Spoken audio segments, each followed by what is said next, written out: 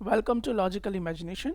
और इसमें आप पढ़ेंगे आज हम लोग यहाँ पर हेरिडिटी के नेक्स्ट जो हम लोगों का टॉपिक है, how do this traits get expressed.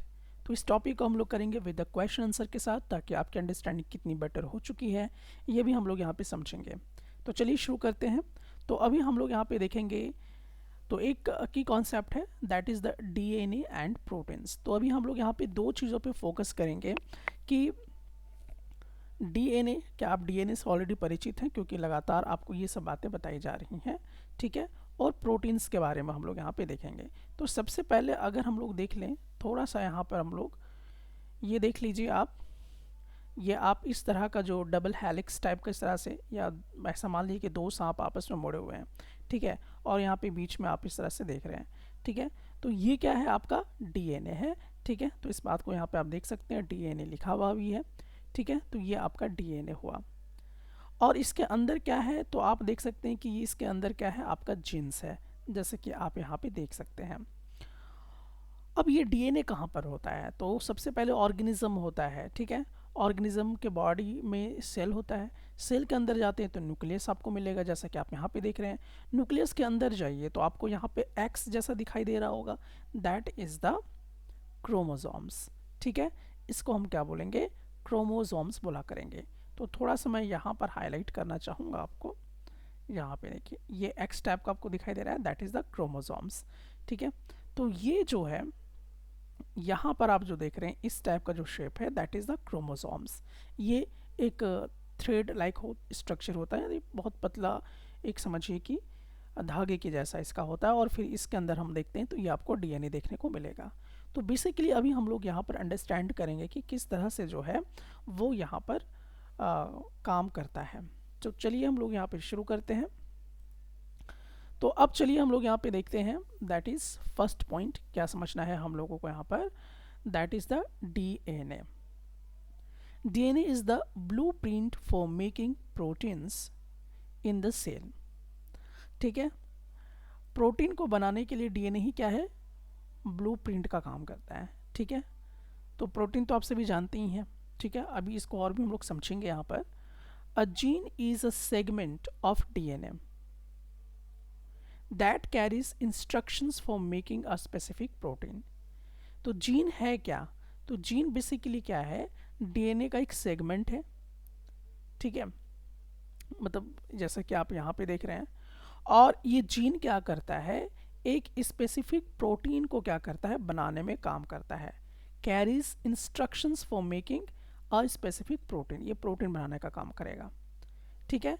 And proteins play a vital role in controlling traits, और यही प्रोटीन क्या करेंगे कि कंट्रोल करेंगे ट्रेड्स को प्ले करने के लिए, ठीक है। तो proteins play a vital role in controlling traits. तो कोई भी अगर ट्रेड है, जैसे कि अगर किसी का हाइट के बारे में, तो उसको कंट्रोल कौन करेगा, प्रोटीन ही करेगा। कलर के विषय में कौन कंट्रोल करेगा, प्रोटीन करेगा। टेक्सचर कैसा है, इसको भी कौन कंट्रोल करेगा, प्रोटीन करेगा, ताकि एक स्पेशल टाइप का फंक्शन जो है वो कर सके किसी भी ऑर्गेनिज्म के अंदर। सो ये बात आपको समझ में आ गया कि डीएनए है, डीएनए के अंदर आप जाते हैं तो जीन्स आपको मिलेगा। जीन्स एक्चुअली क्या करता है, एक डीएनए का सेगमेंट है, और ये एक प्रोटीन बनाने का काम करता है, और यही प्रोटीन क्या करता है, ट्रेड्स को कंट्रोल करने में काम करता है, ठीक है। तो यहाँ तक ये पूरा पॉइंट आपको समझ में आ गया होगा कि डीएनए एंड प्रोटीन का रोल आपको यहाँ पे समझ में आया होगा। अब नेक्स्ट वाले पे अगर हम लोग आते हैं, तो नेक्स्ट में अब देखिए ये वाला जो कॉन्सेप्ट है, इस पे फोकस करते हैं अब हम लोग। तो देखिए नेक्स्ट वाले पे अगर हम बात करें, तो यहाँ पर आप देख पाइएगा कि protein function example plant height, आपको एक एग्जाम्पल के माध्यम से समझाया जाएगा। अब जैसे कि हार्मोन से रिलेटेड आप बहुत पहले जान चुके हैं, हार्मोन्स, हार्मोन्स क्या होते हैं, केमिकल सब्सटेंस होते हैं, ठीक है। प्लांट्स के विषय में भी आप लोगों ने कंट्रोल एंड कोऑर्डिनेशन चैप्टर में पढ़ा था, ह्यूमन बॉडी में भी आप लोगों ने पढ़ा था। तो हार्मोन्स क्या करता है, trigger growth in plants, and plant height depends on the amount of specific growth hormone. यानी कि कोई पेड़ जो है वो ग्रो कर रहा है कि नहीं कर रहा है, जैसे कोई पेड़ जो है वो ग्रो करता है और कोई पेड़ जो है वो ग्रो नहीं कर पाता है। तो इसके लिए रेस्पॉन्सिबल क्या होता है? तो इसके लिए रिस्पॉन्सिबल होता है ग्रोथ हार्मोन। ठीक है, ग्रोथ हार्मोन होता है पेड़ में। तो हार्मोन्स जो है वो ट्रिगर करता है कि प्लांट का ग्रोथ हो रहा है या नहीं हो रहा है। ठीक है, तो एक तो हार्मोन के विषय में आप लोग यहाँ पे ये चीज़ जो है वो जान चुके हैं। नेक्स्ट देखिए, दैट इज़ द इंजाइम्स। अब ये इंजाइम्स क्या है, इसको भी थोड़ा समझ लेते हैं। Enzymes are proteins that help produce hormones. तो इंजाइम्स बेसिकली क्या है? ये प्रोटीन्स ही है। ठीक है, तो ये प्रोटीन्स से ही बने होते हैं। तो एक्चुअली ये इंजाइम्स क्या है? प्रोटीन्स है, लेकिन ये क्या करते हैं? ये हार्मोन्स को पैदा करने के लिए काम करते हैं। वंस अगेन, एंजाइम्स क्या प्रोड्यूस करेंगे? हार्मोन्स। और यही हार्मोन क्या करेगा? ट्रिगर करेगा।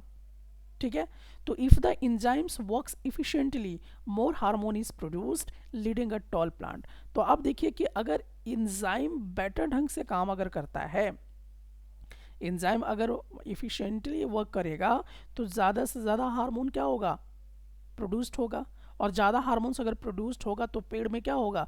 पेड़ का जो हाइट है वो ज़्यादा ग्रो कर जाएगा। और अगर इंजाइम जो है वो अगर इफ़िशिएंट नहीं होगा या लेस इफ़िशिएंट होगा तो क्या होगा कि हार्मोन भी क्या होगा? कम मिलेगा उसको, और कम मिलेगा तो क्या होगा? पेड़ कैसा हो जाएगा? छोटा हो जाएगा। तो बेसिकली आपने क्या देखा? बेसिकली आप यहाँ पर ये समझने का प्रयास कर रहे हैं कि जो डीएनए है, डीएनए के अंदर क्या होता है? जीन्स होते हैं। जीन्स किसको बनाने का काम करता है? प्रोटीन्स को। प्रोटीन्स क्या करता है? ट्रेट्स को कंट्रोल करता है। ठीक है, और एक चीज़ हम लोगों ने देखा कि बेसिकली यही एंजाइम्स क्या है? प्रोटीन्स हैं। तो ये क्या करेगा? हार्मोन्स भी पैदा करेगा, और यही हार्मोन्स क्या करेगा? डिसाइड करेगा किसी का फंक्शन। अगर एंजाइम्स अच्छे ढंग से वर्क करेंगे तो हार्मोन बेटर तरीके से क्या करेगा? प्रोड्यूस्ड होगा। और अगर इंजाइम्स लेस इफिशिएंट होगा, यानी ठीक ठाक से काम नहीं कर पाएगा, तो क्या होगा? हार्मोन्स उसका बहुत ही कम प्रोड्यूस्ड होगा। तो जैसा कि हम लोगों ने यहाँ पे देखा है। ठीक है, तो चलिए बेसिकली ये बातें तो हम लोगों ने समझ लिया। अब आगे देखते हैं हम जीन्स कंट्रोल ट्रेड्स। तो यहाँ पर भी वही चीज़ है कि जो जीन्स है वो किसको कंट्रोल कर रहा है? ट्रेड्स को। तो the genes inherited from parents control the expression of traits like height, shape and colour. Genes may influence how efficiently a protein works, directly impacting the organism characteristics. बात same है। अगर enzymes बहुत ज़्यादा efficient होगा तो क्या होगा? Protein को ज़्यादा प्रोड्यूस करेगा। प्रोटीन जब ज़्यादा प्रोड्यूस्ड होगा तो हार्मोन पे असर इसका ज़्यादा पड़ेगा। तो कुल मिलाकर बात वही है। अब देखते हैं कि द मैकेनिज्म ऑफ हेरिडिटी। अब हेरिडिटी का क्या मैकेनिज्म है?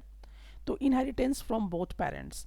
तो during sexual reproduction both parents contribute equally to the offsprings genetically material. Each organism has two copies of every gene, one from the mother and one from the father। ये बात मैंने आपको previous lecture में भी बताया था कि sexual reproduction जब होता है, ठीक है, तो पेरेंट्स इक्वली क्या करते हैं? कंट्रीब्यूट करते हैं। ठीक है, जेनेटिक मटेरियल इक्वली करते हैं। ऐसा नहीं कि पेरेंट्स का ज़्यादा जाएगा मदर का कम आएगा, ऐसा नहीं, इक्वली आएगा उनके बच्चों में, उनके ऑफिस स्प्रिंग में। ठीक है, तो each organism have two copies of every gene. तो हर जीन का देखिए दो दो कॉपी होगा। तो आप देख रहे थे कि फादर से आएगा यहाँ पर एक एक्स आया और मदर से एक एक्स या वाई आया। ठीक है, तो फादर से या तो एक्स वाई आएगा या तो मदर से एक्स आ जाएगा। तो यहाँ पर आप देख रहे हैं कि each organism has two copies of every gene. दो ही कॉपी होगा, ठीक है, चाहे मदर और फादर से। तो ये बात हम लोगों ने प्रीवियस लेक्चर में भी देख लिया है, तो कोई खास इसमें अभी अब जोर देने की आवश्यकता इसमें नहीं है। नेक्स्ट चलिए, अगर हम लोग यहाँ पे देखें कि germ cells, sperm and egg carry one set of genes, each ensuring that offspring receives one copy of each genes from both parents. This ensure that offspring receives a full of set of genetic material। देखिए बात वही है घुमा फिरा के, बस इतना जान लीजिए कि इक्वली ट्रांसमिट होगा जेनेटिक मटेरियल मदर से भी और पेरेंट्स से भी। वही चीज़ें हैं यहाँ पर।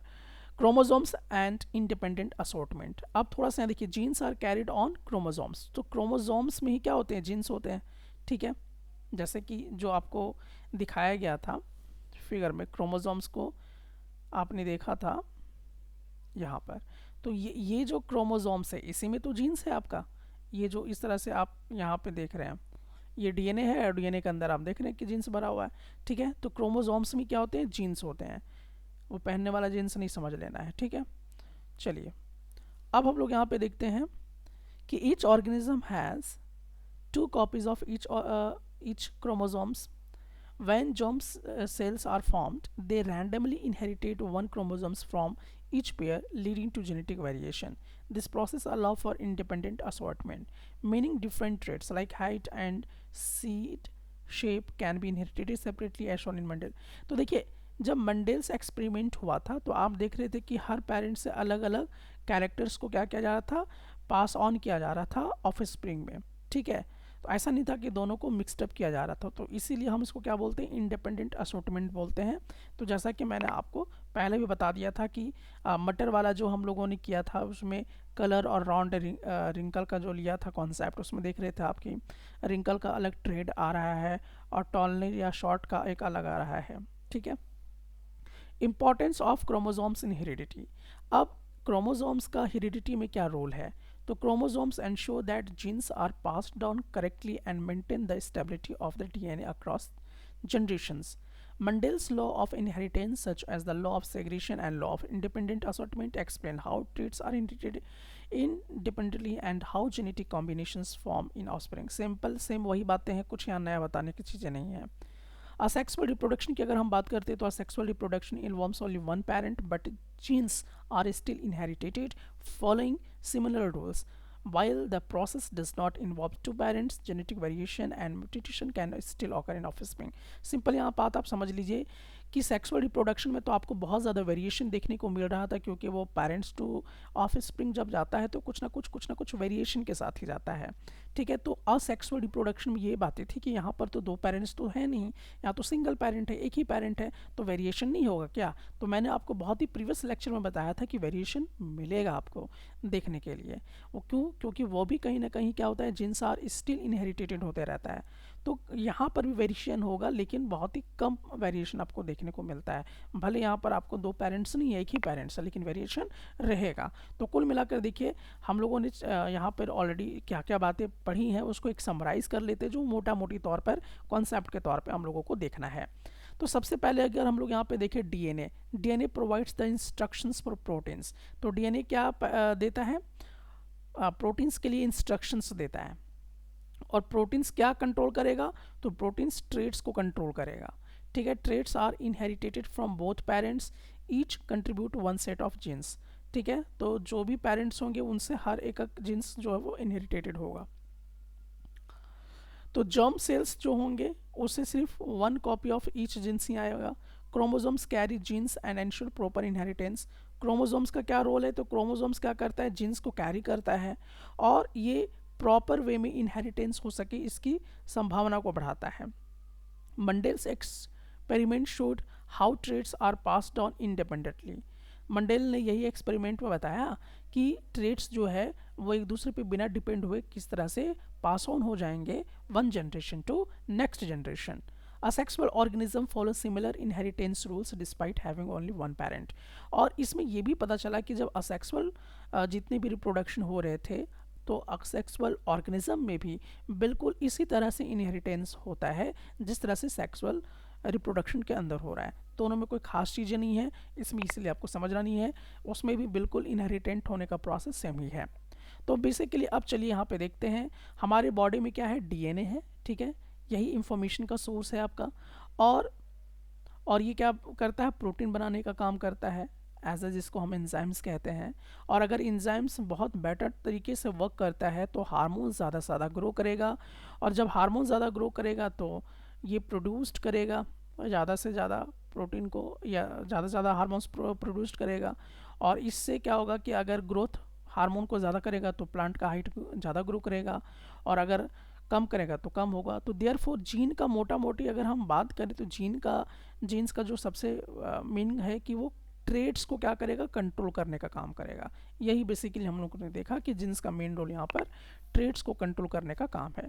तो चैप्टर पूरी तरह से आपका फिनिश हो चुका है. चलिए अब हम लोग आते हैं यहाँ पर क्वेश्चन आंसर की तरफ. इसमें आपको और ज़्यादा क्लैरिटी मिलेगा कि आप अपने कॉन्सेप्ट को किस तरह से सीख रहे हैं या जान रहे हैं. तो चलिए यहाँ पे देखते हैं. तो पहला प्रश्न आपके स्क्रीन पर है, what is a gene. Gene क्या है. ऑप्शन ए है आपके पास अ टाइप ऑफ प्रोटीन है, a section of DNA that provides information for making specific protein, a part of the cell membrane, या a type of enzymes. Which option is correct. जल्दी बताइए।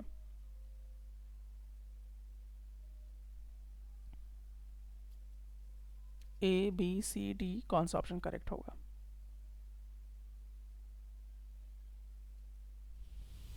Option B. तो ये correct है। तो gene क्या है? A section of DNA, DNA का एक सेक्शन है जो इंफॉर्मेशन प्रोवाइड करता है एक स्पेसिफिक प्रोटीन बनाने के लिए। चलिए सेकंड क्वेश्चन की तरफ आते हैं। What controls the height of a plant in terms of its genetic expression? Option A enzymes that affect the growth hormone production. Option B the color of the flowers. Option C the type of soil. Option D the temperature of the environment. Option A. तो ये आपका correct जवाब है। तो चलिए आगे की तरफ बढ़ते हैं। How many sets of genes does a germ cell carry? Two sets, one from each parent. B. One set inherited from either parent. Option C. Three sets, one from each grandparent. Option D. No genes. Option A. तो इसका सही जवाब होगा option B, one set ही लेगा, इनहेरिटेटेड from either parent. ठीक है, एक ही set लेता है, दो सेट नहीं लेता है। ये मैंने आपको पहले भी बताया था और आपने प्रैक्टिस भी किया तो उसमें आपने ऑब्जर्व भी किया है। Next, what process allows genetic variation in sexually reproducing organism? What process allows genetic variation in sexually reproducing organism? Option A binary fission. Option B independent assortment of chromosomes. Option C crossing over of nucleic acids. Option D mutations. Option B. Independent assortment. चलिए ठीक है, आगे की तरफ बढ़ते हैं। In Mendel's experiment which trait was observed in the F1 generation when a tall and short plant were crossed? याद आ गया होगा। Medium height, option B tallness only, option C shortness only, option D both tall and short plants in equal numbers. Option B. तो ये correct जवाब है। चलिए आगे की तरफ बढ़ते हैं। असेशन टाइप का क्वेश्चन यहाँ पे देखिए। Genes are responsible for controlling the characteristics of an organism such as height और कलर। अब ये देखना है स्टेटमेंट ट्रू या फॉल्स क्या है। रीजन इसका बताया जा रहा है कि the proteins produced by genes directly influence traits like plant height which can depend on the amount of growth hormone produced. Option A, B, C, D, which one of these correct? Option A. तो ये सही है। चलिए आगे की तरफ बढ़ते हैं। क्वेश्चन नंबर 2 है, Mendel's experiments proved that traits are inherited independently. Reason बताया जा रहा है कि Mendel's law of independent assortment suggests that different traits are inherited separately, which was confirmed by his experiments with pea plants. Option A B C D इनमें से कौन सही है? Option A. तो चलिए ये भी करेक्ट है। नेक्स्ट क्वेश्चन की तरफ बढ़ते हैं। In sexual reproduction both parents contribute equally to the genetic makeup of the offspring. Reason है each parent provides one copy of each gene and these copies combine in the offspring to determine traits. कौन सा सही होगा? A B C D?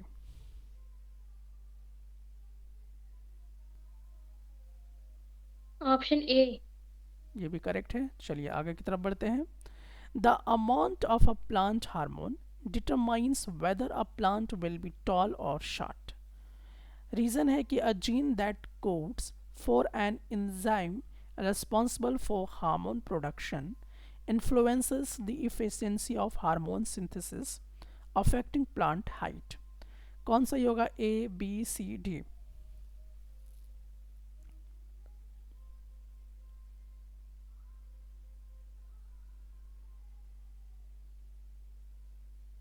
जल्दी। Option A. तो ये भी correct है। नेक्स्ट की तरफ बढ़ते हैं।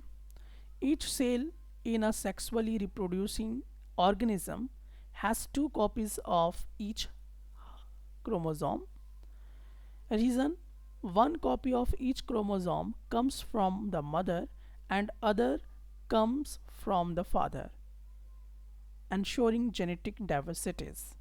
Which option is correct? A, B, C, D. Option D. इसका सही जवाब ए ही है, ठीक है, क्योंकि एक मदर चाहता एक पेरेंट चाहता था, बाकी पहला वाला तो सही है। तो चलिए, इस तरीके से पूरा क्वेश्चन सेट आपका ख़त्म हो चुका है। अब आपको जो इसमें से जनरली जानना था वो आप समझ चुके हैं। बाकी आप रिवीजन करें या फिर से एक बार वीडियो को आप देखें ताकि आपकी बेटर अंडरस्टैंडिंग बन सके।